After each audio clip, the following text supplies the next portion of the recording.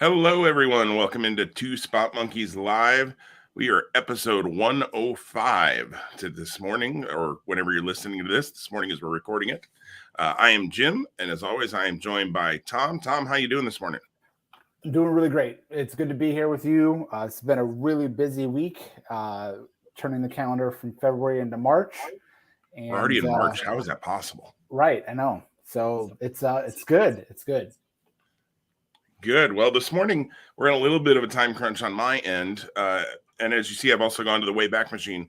It's WrestleMania 3, baby. It's WrestleMania season. That's if you're watching on YouTube. If you're listening to this on the podcast, you have no idea what just happened. I pointed and there were things and there's a background. Anyways, watch this on YouTube. You'll see it. You want to go back and watch last week on YouTube when we did the unboxing with some figures and some T-shirts. Your T-shirt is still sitting right here on my desk, Tom. So that'll get out to you at some point. Actually, you're going to have a chance at two more because somebody forgot to click the unsubscribe button. So, oh, man. So I'm getting next month's Pro Wrestling Great too. And I've seen the list of wrestlers. I'm going to tell you right now, I'm getting Lince Dorado's autograph. I'm 99% sure. So I'm hoping Lince's the micro brawler or something because everybody else an autograph would be cool. A couple of them, unfortunately, aren't available. With all due respect to Justin Credible, if this were 1999, I would have a completely different statement to make. But you now can have you can start building your wall of random autographs. Yes, and like if it happened to be like Bret Hart, I would not call that a random autograph. Bret Hart is a multi-time Hall of Famer, absolutely, right? Or multi-time All-Star, whatever great gratitude you want to apply to the history and the career of Bret Hart, you could. Unfortunately, not the same thing for Lince Dorado, should that bear itself out in reality, or Justin Credible. Even in 1999, I wouldn't have said that, but I was much higher on Justin Credible in 99. Absolutely. And I think from a previous Wrestle Crate or Pro Wrestling Crate, or, there have been a number of those around. When I got them, I got a couple of high spots when they did the mystery boxes. I think I have a Rhino autograph as well that would fit. That's almost an ECW all starting except for Lince. So, yeah, I have a Marty Scurll one, and not anymore. Anyways, not aging well. Yeah. No, not getting hung up. Probably just needs to go away, but it's sitting in a box somewhere. Anyways, so look for a live unboxing towards the end of the month. Although that'll probably come that week before Mania, and we won't have time for anything but picks that week. It's gonna be crazy. Yeah, you and I should probably message and start talking about that week a little bit, but just to figure our lives out. But we need more help than just a couple messages to figure our lives out. Probably very true. Today is going to be a little bit like that in that we've just got to get to the picks. It is AEW Revolution this weekend. And again, I'm on a little time crunch here. So we're going to go straight into head-to-head. I didn't open up my document. I know I've got a one-match lead on you, Tom. Yep. 12-4 to Jim and 11-5 to me. That's what I was going to guess. So yeah, you enter the weekend and today with a one-match lead. We've got a one-match lead. We've got 8 matches to pick for last night when I was putting these banners in. I was sure it was 9. I don't know why that number was in my head.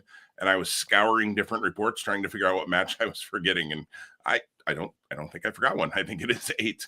Maybe I was counting the tag match from Rampage that's tonight, the Keith Lee, Dustin Rhodes that you called, and Swerve and Parker. So maybe I was counting that. Well, and you without fail, I'm sure they're adding something tonight to the buy-in. Oh, yes. Yeah, because they haven't said anything about what's going to be on the buy-in. We do have a 4-way tag tonight for Rampage 2, I saw announced yesterday, which frankly looks better than the title match. Anyways, we'll talk about that when we get to it. Dude, yep. Yeah. That's my first thought. I'd rather see that on the pay-per-view. Tom, do you think I think we had talked before this was going to be a rough one for you maybe to see. It's a rough one and probably a no-go for me, unfortunately. Well, so I was fortunate enough by a friend to get the pre-sale code for Dynamite in Detroit. And so yesterday I was able to secure my ticket for Dynamite in May, and that I hate Ticketmaster. Water is wet.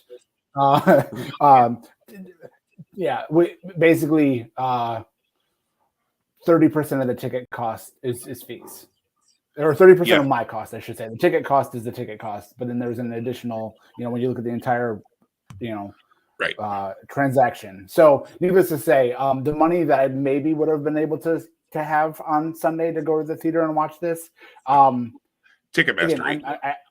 Ticketmaster probably 8. Yep, and because I still have money that I'm holding on to that I'm paying to go to Warrior later in the month. So it's also anniversary weekend. Happy anniversary to my wife tomorrow. And a happy anniversary to both of you. Thank you. Yeah. So we have stuff that we're doing together, and again, just because it's one day, we're kind of just going to enjoy, celebrating and just being mindful of one another all weekend. I have a feeling it would be very hard for me to go, oh, hey, by the way, on Sunday at like 7, I'm leaving for 5 hours. Yeah, probably not going to happen. Yeah, and I'm bummed, but I'm not bummed. Like, and that probably will make more sense as we discuss and make picks. Yeah, and I will just say ditto on the bummed but not bummed. Like, bummed because it's been quite a while. I know I've missed an AEW pay-per-view, but it's been a while. And this show will be good. It will produce, but there isn't enough making me go, oh, I got to see that. Oh, I got to see that. Oh, I got to see that. And we'll talk about that, I'm sure. So let's just get into the picks. Tom, you get the first pick based on records and all of that good stuff. So your first pick was just added after Dynamite. Christian Cage versus Jungle Boy Jack Perry. Yeah, I laughed when Christian Cage came back a few weeks ago because I remember when we were talking about this at the latter half of 22 that we were like, how are they going to wait until Double or Nothing for this match? Because there's no way Christian will be back by this time. Well, here he is. He's back. And it makes sense that they're doing this here, and I'm glad to. This is going to sound weird. I'm glad past it. No disrespect to either guy. I'm ready to see Jack Perry do more. And I think he has to get through this to do more. So it's Jack Perry all the way here. Yeah, I mean, the story they're telling, and because. Do I own? No, maybe I don't have Jungle Boy anymore. I had him last season, I think. I do. You have Jungle Boy. Okay, so no, I definitely don't then. In our fantasy wrestling league, because people are like, fantasy wrestling league podcast more than anything. Right. I was trying to that's the tough part when you and I, especially, and I'm sure you run into this because we score that league.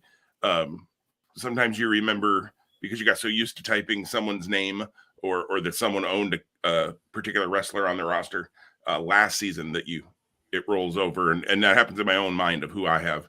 I've gone to drop people that I don't own anymore because I had them last half season. And I'm like, oh, I don't have them. I can't drop them. Okay. Have to look at the roster again. But Jack Perry, the story is that he wants to win a title in 2023. And I agree to get on with that story, which I feel like they mentioned, but they haven't really gotten to yet. And that's okay because it seems like it's going to be a year-long story. My guess is he's going to win that title in the latter part of the year because that's the story they're telling. He's got to get past this. Christian got the 2-minute win or whatever it was last time when he was hurt. That's not happening this time. I don't know whether we'll see Luchasaurus here or not. There apparently is some sort of lawsuit going on with an IP situation around the mask for Luchasaurus. So I don't know where that stands, and that might be problematic. Maybe we see him, maybe we don't. But either way, doesn't really matter to me. Jack Perry wins the match too. That is a true statement for me. We will move on to match number 2. And that is everybody is banned from ringside for this one. Chris Jericho and Ricky Starks are going to go one-on-one. This has been an ongoing situation for a while. And a well-built one. I've actually kind of enjoyed, the way they've done this. They have kept Ricky Starks strong. We talked last week about kind of how they got the setup for this officially getting announced, that we thought that worked really well on Dynamite. Again, much like the first match, I think it's time for this thing to end and both guys to move on to new things. So with everybody banned from ringside, Starks has to win. Now, do I think everybody's going to stay away from ringside? No, there's going to be a ref bump and somebody's going to come down and blah, blah, blah. Because I enjoy Tony Khan as a booker, but he can't help himself but overbook things sometimes. And wrestling bookers in general tend to just fall into that sometimes, to overbook. And I think this could get a little overbooked. But Starks has got to win here. Yeah, so my pick is Starks too, so we'll get that out of the way to start. I totally agree with you that this just has to end, and it's weird because like on their own, like I really like Jericho a ton, and I'm really into Starks a ton, but I feel like the way this started in 23 and the way we are now, it's lost some steam. So I'm hoping they can bring some of that steam back here in this match. And beyond that, I would also then say, you know, Ricky Starks and Jack Perry are really unique because like they kind of are on the same trajectory in that these are both really like heated feuds.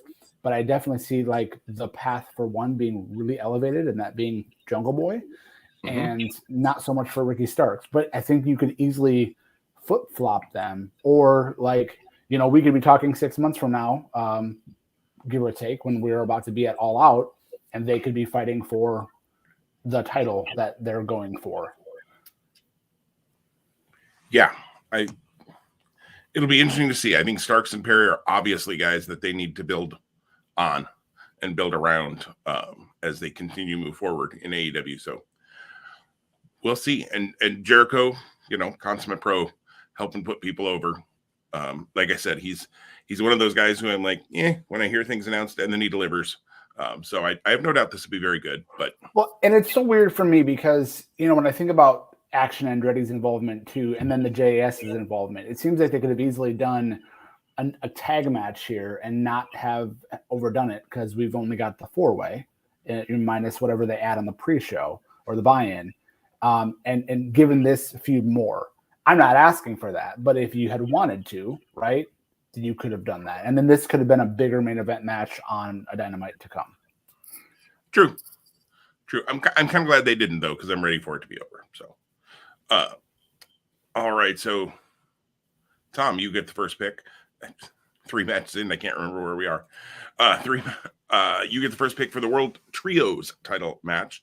The Elite, of course, of Kenny Omega, Matt Jackson, and Nick Jackson against the House of Black, Malachi Black, Brody King, and Buddy Matthews. What say you? Besides, this is going to be fun.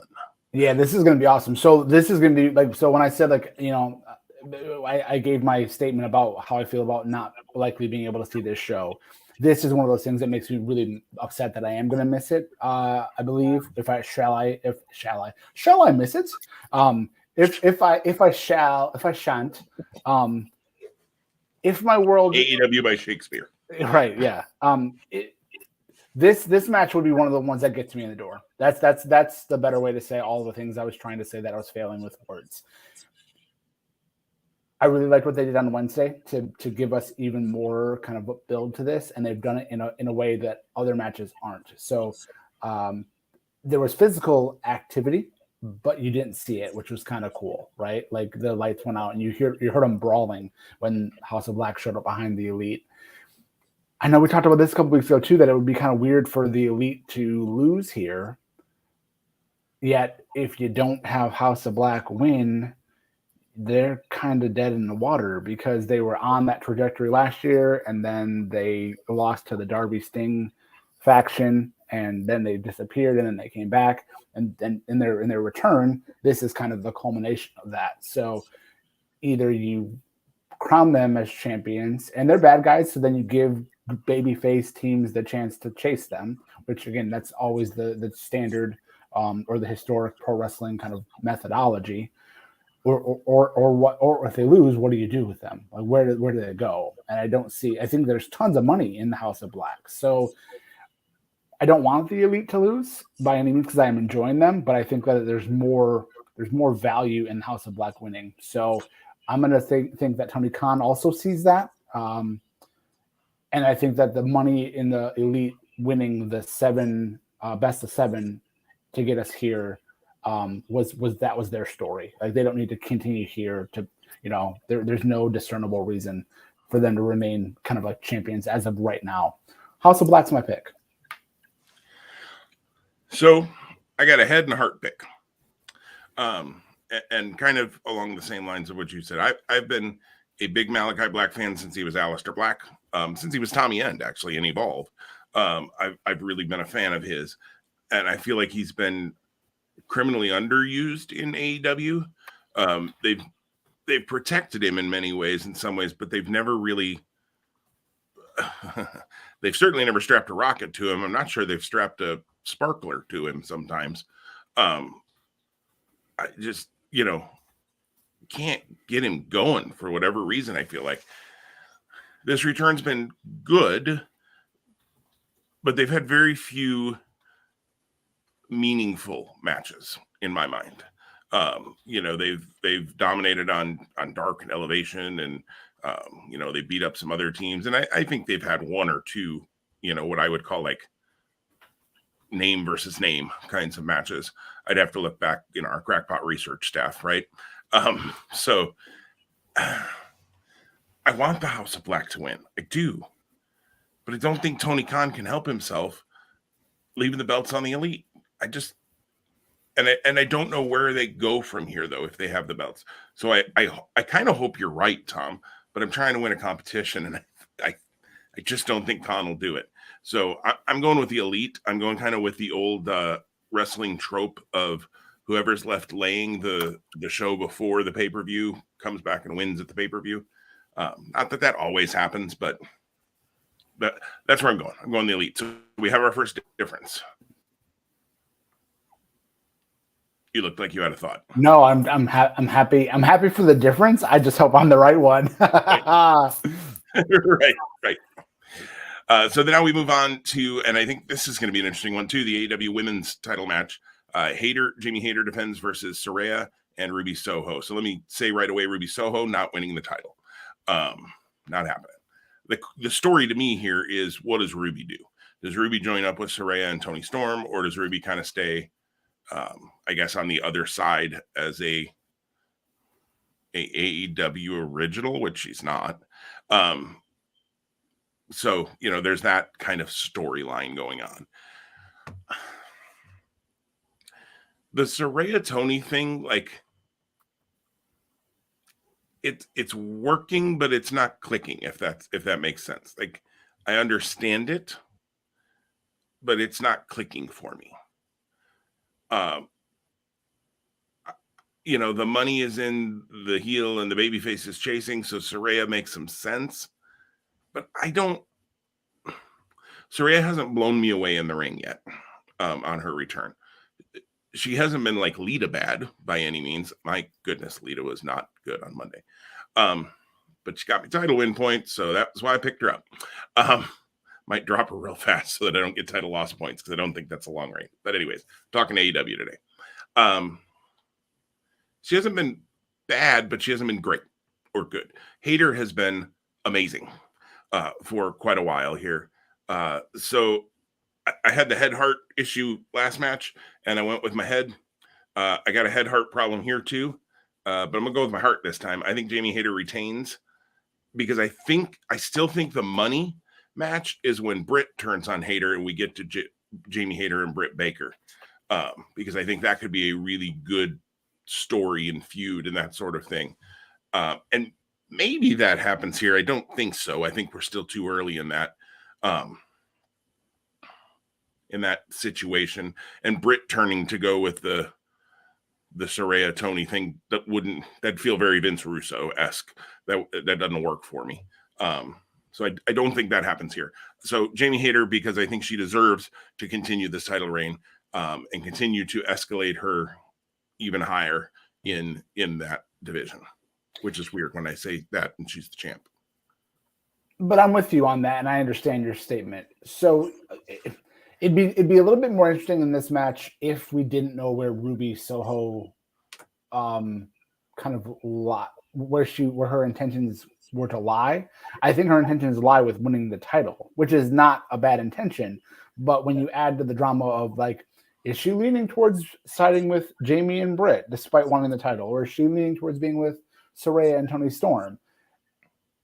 that might still be a thing, but they've shifted kind of away from, that part of the story. Because when they had the physical interaction on Wednesday, Ruby hit Saraya first and then didn't hesitate in hitting Jamie Hayter. So it's gonna be all for one, or all for yourself on Sunday night. There's no way you take the belt off Jamie Hayter here. And I agree with you that there's a lot of money in a Britt Baker Jamie Hayter match. Whether a turn needs to happen or not, I don't know. I feel like Jamie Hayter is already a babyface. I think Hayter and Baker both are baby faces right now, and I think Baker's a better heel. So yeah, yep, and I agree with that. It's weird. They're almost like subtle baby faces, but that's kind of the way it's shaken out. My big thing is who loses here and how, because I do see there being definite one-on-one rematches coming out of this match, no matter what. So Hayter definitely wins. I don't see Hayter losing the title for a good spell of time, and it's too early to say who would dethrone her. Yeah. I wasn't sure. I thought maybe we'd have I thought maybe you'd go Saraya there, so I wasn't sure. So I think that she hasn't had the chance to solidify herself to be warranting the title. Also, I don't think that she's back in the ring to the capacity where a champion would need to be. Yeah, because the AEW women's title, frankly, has, for the most part, been a really, the matches have been very good. So the champion needs to be able to carry that, in my mind, and I agree with you. Saraya's not there yet. Tom, you get the first pick, the TNT title match, Samoa Joe versus Wardlow. Yeah, so I love this. These guys have been programmed together, what seems like, for quite a while. And again, our Crackpot research team really helps us to give you the exact dates on that, which we can't do. And then when you think about the Face of the Revolution ladder match and the winner coming out from Wednesday being the next challenger for the winner here, that's really exciting. Whole lot of hot stuff going on in that TNT. Yeah, title. And I could armchair book the next 6 months of this title if you wanted me to. I won't. I'll hold on to those thoughts for now. But I do think Wardlow wins Sunday. I think that's where the money is. I think that allows Samoa Joe to shift to his Ring of Honor priorities with the relaunch of Ring of Honor. We're recording the day after they relaunched on Honor Club and have a month of TV in the can as they approach Supercard of Honor. And so I believe Samoa Joe losing the TNT title here to Wardlow is the right move in the AEW sphere, because then that allows Joe to shift out of that. Now, I don't know how long Wardlow is going to hold that title, especially with that Face of the Revolution ladder match outcome. But that's next Wednesday. So we're only picking Sunday. So Wardlow. Yeah, I'm with you. With Ring of Honor officially finally relaunching and them doing tapings, Joe was pretty clearly brought in for that. And they've used him fairly well in AEW since then. Well, they haven't had, and he was Ring of Honor TV champion, really the majority of his time in AEW and ROH. So Wardlow is my pick here too, because I think Joe becomes more ROH focused. I think it'll be interesting to see how much crossover there is between the two, ROH and AEW moving forward from this point. Because until these last night's show aired, I don't think you could really. I think it's going to be interesting to see, does ROH become NXT to AEW, or does ROH become SmackDown to AEW? Is there some crossover like Mark Briscoe last week, appearing and attacking Josh Woods? Is there crossover like that happening now once these shows start airing and the storylines for Ring of Honor start playing out? I will say, and this is just a real quick aside because we can't squirrel too far, what appears to be the main event for Supercard of Honor based on the tapings that they did. Have you read all the results from the tapings, Tom? I have, yes. Okay. Yep. That was not what I thought they were going to do for Supercard of Honor, and I like it a lot better than what I thought they were going to do. Even though what I thought they were going to do was Claudio and Rush, and that would have been good, and that would have been fun. spoiler alert. I don't think we're spoiling for anybody, but quick spoiler alert. So if you don't want to hear what it seems like they're booking for Supercard of Honor, mute for about the next 20 seconds. It looks like Claudio and Eddie Kingston for the title, and sign me up. I was probably going to order Supercard of Honor out of nostalgia, if nothing else, and all of those things. Claudio and Eddie, I'm in. You got my money. And they got some other things that look like they're coming together on that show too that I think will be really fun. So Wardlow, though, that was what we were talking about. Wardlow wins. And I agree with you. I wouldn't be shocked if he drops it to Powerhouse Hobbs come next Wednesday. So the World Tag Title match of WTF, as far as I'm concerned. I guess I have to make the first pick on this one. The Guns of Austin and Colton Gunn defend after they won a couple weeks ago against the Acclaimed of Anthony Bowens and Max Caster. And if I stop talking right there, it would make a ton of sense. But wait, there's more. We had 2 Battle Royals for no apparent reason that were won by Jay Lethal and Jeff Jarrett and Orange Cassidy and Danhausen. So they were added. I mean, there was a reason they were doing Battle Royals to add to this match, but I don't understand why we needed to do that. And then if you're going to do it, why'd we add these 2 teams? Tony, what are you doing? Somebody's got to take the pinfall, Jim. Okay. The Guns. That's who has to take the pinfall. The Acclaim beat the Guns and win the belts back. It's not that hard.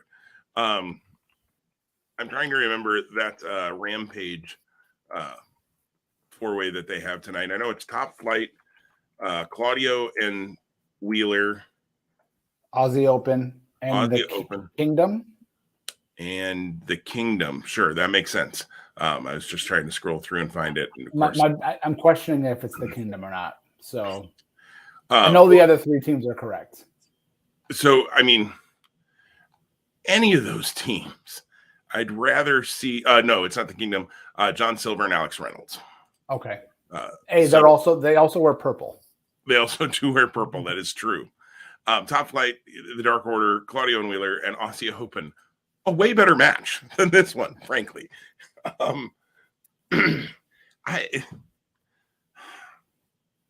Here's the thing. I said when the Guns won the title, I didn't think they were going to hold them very long, and I still think that's true. And I think the Acclaimed win the titles here. I'm going to go there. I really hope I'm right because I'm fearful that they're going to put them on Cassidy and Danhausen. I don't know why. I just have that nagging feeling in the back of my head, and I don't want that. Cassidy is great in the ring. You know, his character comes and goes for me. Like, I get it. I like it. Sometimes he gets more serious. It's fine. You know, Danhausen's a good character. I don't need Danhausen being a tag team champion, though. I don't mind him doing the curse thing, and it's a good comedy thing. I like Danhausen. I really do. There's a place for Danhausen. But it's not in a tag team title reign, at least at this point. Like, maybe there's a story to tell to get him there, but tell me a story first. Don't just have them win a Battle Royal and then they win the titles. But that's my fear. I don't have a lot of fear of Jarrett and Lethal, but I don't want to see that either. So I hope that doesn't happen either. So the Acclaimed, and God, I hope I'm right. Okay, I'm going with the Guns. So I think that this match, I want the Acclaim to win the titles too. Don't get me wrong. I think I know where you're going, and I don't think you're necessarily wrong, Tom. Yeah, I love their act, and they deserve a 1-on-1 rematch or a 2-on-2 rematch, a straight up rematch. But all of those things make sense. I think, at least in my mouth, in my head. Makes sense in my mouth. Oh, if we had T-shirts, that would be one. You've added all of these other teams to allow the Guns to pin someone other than the Acclaimed, and that give more reason to have a rematch down the line. Yeah, I don't think. And here's the other part about it. I don't think that you flip the belts to the Guns just to get us to this 4-way match, because again, like, I hope not. I mean, and like that's just the thing, like. The Danhausen Orange Cassidy team randomly comes together because best friends weren't cleared. I mean, that's a lot of times that stuff happens in AEW, but that's one of the flaws, right? And again, Orange Cassidy and Danhausen, fun. You see them, you watch them. whatever they're going to do here in this match with whomever they're going to do it, going to be probably entertaining. But that's where it stops. Again, I would love to see Orange Cassidy, like he's been doing, have these like really good All Atlantic title matches. But it seems like the destination for those has been Dynamite or Rampage. So the Guns, we are now two differences. We are two differences, and as you laid that out, as you started to say it, I'm like, why didn't I think that way? So yeah, I'm not changing my pick because we don't do that. But yeah, you make a lot of sense. Annette commented and said, "Tom speaks wisdom." So there's another T-shirt. We move on. Tom, you get the first pick. The Texas Death Match. I doubt there'll be any blood in this one. Jon Moxley versus Hangman Page. You watched all of Dynamite, yes? I have not seen a minute of Dynamite, but I've read everything about it. Okay, you're going to watch it, yes? Hopefully, that's the plan. Okay, so I want to say right after the first match, there's a backstage promo with Mox from last week after the interaction. Oh my gosh. Like, it is a TVMA promo just for the visual. Well, at the end of last week, when he was sitting on the entranceway there and, was bleeding, I mean, it looked like he got shot in the head. So take that image and then multiply it by 10, 15, 20, 100. And again, it's a fantastic promo, but just wait until you watch it. So if you're not cringy by blood, it's destination viewing. Really funny side note. I know we don't have a ton of time. Survivor began this week, big Survivor house over here. So we were really thrilled to watch Survivor. Right in the first 15 minutes of Survivor, they do a challenge, and one of the contestants goes to dive under a wooden kind of plank into some mud and cracks his forehead, and it's a straight shot. And we all know, because we're wrestling fans, how much head wounds bleed. And you don't need to be a wrestling fan to know that. If you hit your head somewhere else, you know that they bleed as well. But I love our point of entry that at least for me, I know because of wrestling, head wounds bleed really bad. My son goes, while we're watching the first hour of Survivor, he goes, Daddy goes, because everybody knows in my house that I'm not super keen on blood. It's more like intravenous blood and that type of stuff that gets me the loose legs. Other than that, blood doesn't really get me going. He goes, Dad, if you need to hold my hand, you're fine. And I'm like, thanks, bud. Not knowing clearly that I watched Dynamite later. So, the blood on Survivor, nowhere near close to the blood on Jon Moxley's promo on Dynamite.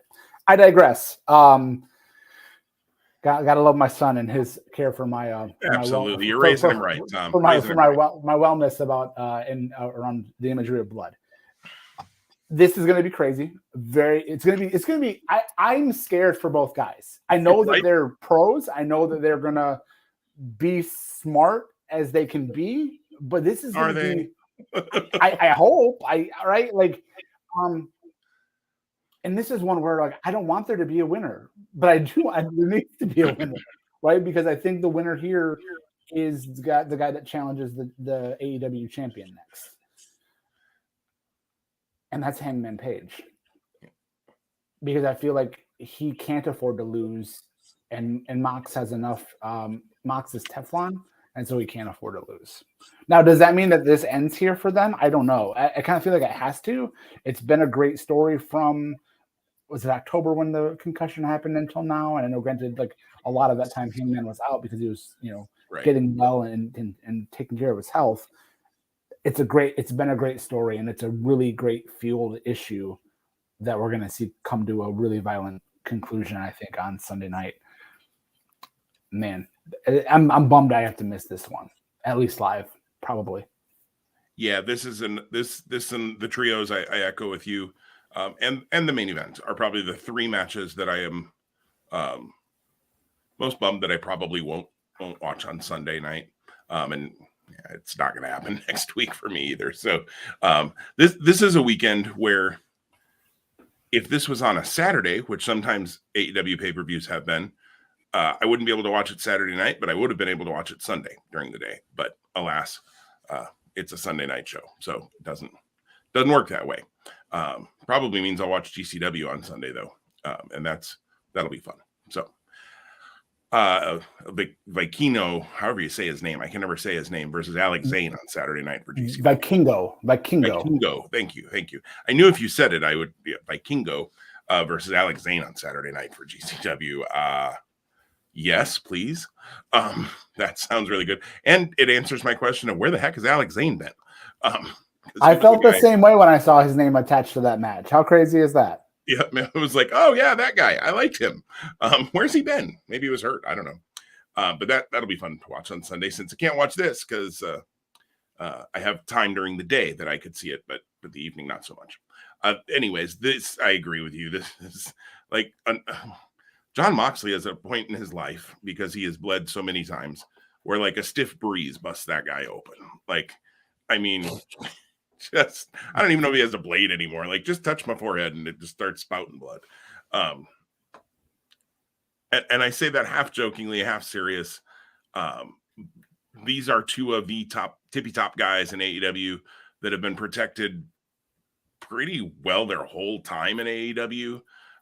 This is going to be very violent. This is going to be very good. They've done a good story, like you said, Tom. It's got to end here. I mean, how do you end in anything other than a Texas death match? Like, where do you go from a Texas death match? And they've kind of protected the Texas death match stipulation in AEW pretty well too. It's been used a few times, but always kind of as a feud ender. And so I do see that here, this being the end. And if it is the end, Hangman's got to win. It won't hurt Mox at all. Mox is going to be fine. Mox is kind of their, he's almost their Hogan. I mean, I don't know where to, how to rank that, but, he's not going to get hurt. He's fine. He can take the loss here and then be right back in a top program with somebody, on Wednesday. Hangman versus eventual AEW champion that we'll talk about in a little bit here, or whoever comes out, I should say, as the AEW champion, not eventual. Makes some sense. It'd be a good program, be the next logical place to go. So Texas Death Match, I'm going Hangman Page as well. So we have two differences going into the main event. Let's see what happens with the main event. So the main event, the world title match, 60-minute Iron Man match, MJF, Bryan Danielson. This is going to be really good. Danielson, 60 minutes. Hello. That's, Danielson versus a broom for 60 minutes would probably be pretty watchable. You know what happened, Jim? You get swept up in it. You get swept up in it. Oh, we've got t-shirts coming left and right, folks. Check out our pro wrestling tees. We don't have one of those. And MJF is very, very good in the ring. For me, I like MJF.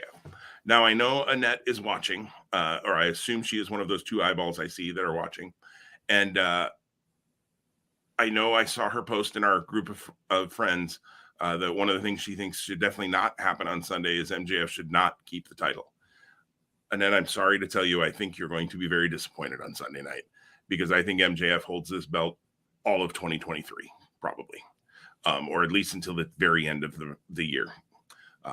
This story continues for MJF. I don't think it's time to take the belt off him. As much as I want Bryan Danielson to be the world champion, and I would love that, and I still think we could get there, and Danielson could still be the person who takes it off MJF down the road.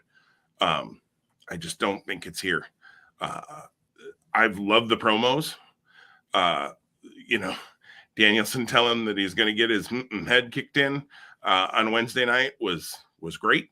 I kind of liked that MJF didn't get to say anything really on Wednesday night. Like, Danielson controlled that and didn't let him have his moment. I liked that. That was different. That was something we haven't really seen. So I like that. It did feel a little rushed on Wednesday night, but they were up against the end of the show. I think maybe it felt like maybe something ran long earlier, and I don't know. It seemed like that should have been a little longer of a segment, but they had the time they had. But I think it worked still, even though I felt like I shouldn't say it felt rushed, but it read like it was rushed. And I did see some comments about that as well. Okay, I've watched this promo on YouTube. So I did see this part. I realized as I'm saying all of this that I've seen it, and then I told you earlier I hadn't seen a minute. I did watch this promo on YouTube. That doesn't mean you did not see a minute of Dynamite because it was on YouTube. That's true. That's right. I'm and I don't say I watched it out of order. I haven't seen any of the beginning of the show. I've seen just the last 5 minutes, 6 minutes, whatever it was. But I thought this was. I think it's been built really well. Annette says the crappy tag team battle royal ran long. So yeah, I mean, we didn't have time to give this more time, but we got Orange Cassidy and Danhausen over. Yay. Anyways, I think this is going to be really, really good. I'm sure there'll be some chicanery, and that's how MJF ends up winning. Or, my guess is it's the old Iron Man trope. MJF is up one, and then he's just dodging and trying, and Danielson's trying to pin him every 10 seconds there for the last minute and can't get the 3 count to at least tie it up. MJF's my pick.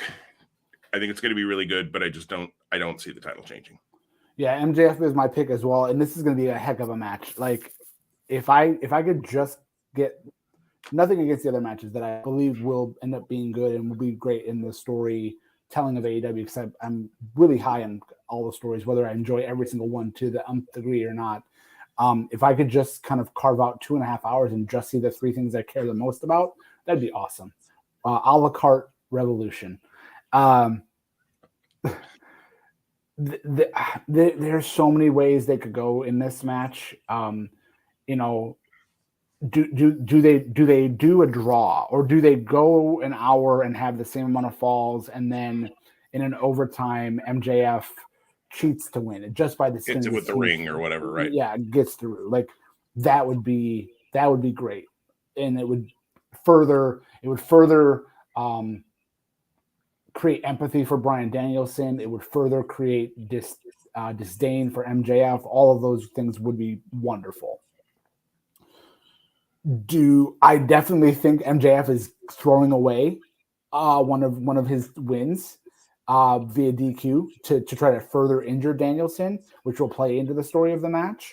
I think you have to do that. I think you have to have MJF do something dastardly to the shoulder, because I think the shoulder of Danielson plays major into this match, or the head. Yeah, gosh, and the shoulder works great because of the whole, the Fujiwara armbar. Exactly. Well, that's the thing. So MJF does something to get DQ'd to cause and inflict damage to the shoulder. He immediately locks in salt of the earth, and we're tied. MJF goes, cool. I gave away one to get more, right? That's a great way to build the story of this match too. And that's a very MJF thing to do. So it absolutely is. So my wondering is, how many falls do we end up getting in this match? I'm sure there's going to be a wager on DraftKings because they're a partner with AEW. I haven't looked, but that just came to mind. That would have been a great, if this would have been the last head-to-head of our season, and we were, potentially could end up tied. That would have been a great tiebreaker. But yeah, it would. In March, we don't need it. No. Man, I'm so eager to see how this plays out, and I do think MJF does come out on top, and I do think we're set up for MJF and Hangman Page as the next world title program. Man, it's going to be good. It's just going to be good. So again, if by hook or by crook I'm able to see it on Sunday, wonderful for me. When we come back next week, it'll be great to have that firsthand awareness, not just the results and then the video packages that come out after. But if so, that's okay too.